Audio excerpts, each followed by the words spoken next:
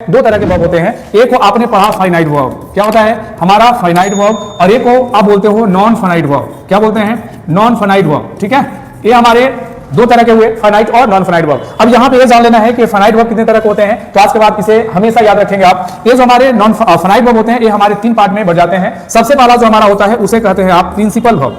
Principal verb, इसी को आप मेन वर्ब के भी नाम से जानते हैं, इसी को मेन वर्ब के भी नाम से जानते हैं। दूसरा जो हमारा होता है उसे कहते हैं आप लिंकिंग वर्ब। लिंकिंग वर्ब, ये हमारा लिंकिंग वर्ब को एक और नाम से जाना जाता है। लिंकिंग वर्ब को आप एक और नाम से जानते हैं पॉपुलर वर्ब। पॉपुलर वर्ब एक हमारा जो होता है उसे कहते हैं आप ऑक्सिलरी वर्ब। ऑक्सिलरी वर्ब, ये ऑक्सिलरी वर्ब को एक और नाम से जाना जाता है हेल्पिंग वर्ब। और क्या कहते हैं हम? Helping verb. याद रखिएगा, फाइनाइट वर्ब हमारे तीन तरह के हुए, प्रिंसिपल वर्ब, लिंकिंग वर्ब और ऑक्सिलरी वर्ब। अगला जो हमारा नॉन फाइनाइट होता है ये भी हमारे तीन तरह के होते हैं मेरे भाई। इसको भी हमने तीन पार्ट में बांट दिया, जरा ऑपरेशन करना सीख जाइए। अब ये जो हमारे नॉन फाइनाइट होते हैं, अब ये नॉन फाइनाइट भी तीन तरह के होते हैं। पहला को आप कहते हो इन्फिनिटिव। फर्स्ट हमारा क्या है? फर्स्ट को हम कहते हैं इन्फिनिटिव, ये इन्फिनिटिव है। दूसरे को आप कहते हैं जेरंड, दूसरे को कहते हैं हम जेरंड। तीसरा जो होता है उसे हम कहते हैं पार्टिसिपल। पार्टिसिपल, अब याद रखिएगा हमारा नॉन फाइनाइट तीन तरह के हुए, इन्फिनिटिव और जेरंड और पार्टिसिपल। इन्फिनिटिव क्या होता है तो याद रखना है कि इन्फिनिटिव को हम कहते हैं 2 + V1 को हम इन्फिनिटिव के नाम से जानेंगे। जेरंड क्या होता है? ये V1 + ing आप लगाते हो तो इसे आप जेरंड के नाम से जानते हैं। पार्टिसिपल क्या होता है? ये वर्ब का थर्ड फॉर्म होता है, इसे हम पार्टिसिपल कहते हैं। आई होप कि वर्ब के आपको पार्ट समझ में आ गया होगा। अब ये फाइनाइट वर्ब क्या होते हैं और नॉन फाइनाइट वर्ब क्या होते हैं? याद रखिएगा, फाइनाइट वर्ब वैसा वर्ब होता है जो अपने फॉर्म को टेंस या सब्जेक्ट के अनुसार बदल लेता है, लेकिन नॉन फाइनाइट वो वर्ब होता है जो अपने फॉर्म को कभी भी टेंस और सब्जेक्ट के अनुसार नहीं बदलता। एक एग्जांपल आपके लिए हम यहां पे शेयर करना चाहेंगे, जरा ध्यान से समझिएगा और बताइएगा।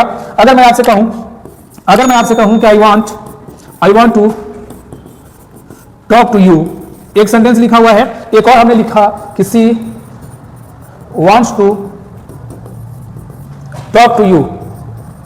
यहां पे इस बात को, ये दोनों सेंटेंस को जरा देखिएगा तो समझ में आएगा। एक बात आपको यहां पे ध्यान से देखना मेरे भाई, ये आई हमारा सब्जेक्ट है, सी को आप सब्जेक्ट कहते हो, वांट हमारा वर्ब है, वांट्स भी हमारा वर्ब है, टू टॉक यहां पे वर्ब है, इन्फिनिटिव है, टू टॉक भी यहां पे वर्ब है, इन्फिनिटिव है।